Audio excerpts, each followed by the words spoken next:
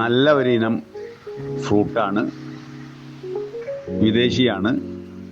നമ്മുടെ നാട്ടിലും കേരളത്തിലൊക്കെ എല്ലായിടത്തും അത് ഇപ്പോൾ സുലഭമാണ്. നല്ല വലിപ്പമുള്ള കായ്കളൊക്കെ ഉണ്ടാവുന്നു. 3 വർഷം കൊണ്ട് തന്നെ അത് കായ്ക്കും. ഹൈബ്രിഡാണ്.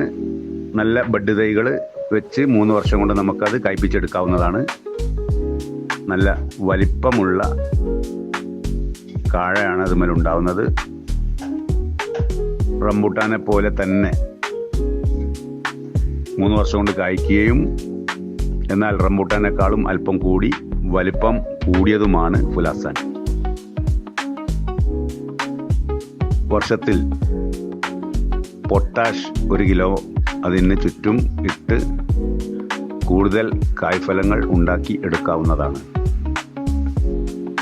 അത് കുഴിച്ചിടുന്ന സമയത്ത് ചാണകപ്പൊടി, എല്ലിൻ പൊടി, വേപ്പിൻ പിണ്ണാക്ക് എല്ലാം ഇട്ട് വേണം അത് തൈ നടാൻ. ഫുലാസാൻ നല്ലൊരു ഫ്രൂട്ടാണ്. നല്ല വലിപ്പമുള്ള സൈസ് സാധനങ്ങളാണ്. ഇതാ അടിപൊളി സാധനമാണ് ഫുലാസാൻ. വലുത് നമുക്ക് ഏത് വേണമെങ്കിലും എടുത്ത് പൊട്ടിച്ച് നോക്കാം. നല്ല ടേസ്റ്റ്.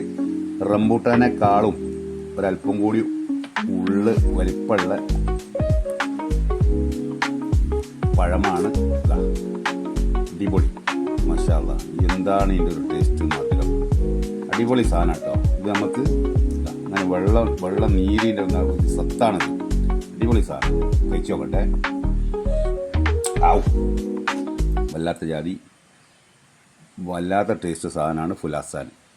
മധുരം, ഓവർ മധുരമുണ്ട്, നല്ല ടേസ്റ്റ് ഉണ്ട്, അടിപൊളി സാധനമാണ്. ഇതെല്ലാവരും ഒന്ന് ട്രൈ ചെയ്യാം. ഓക്കെ.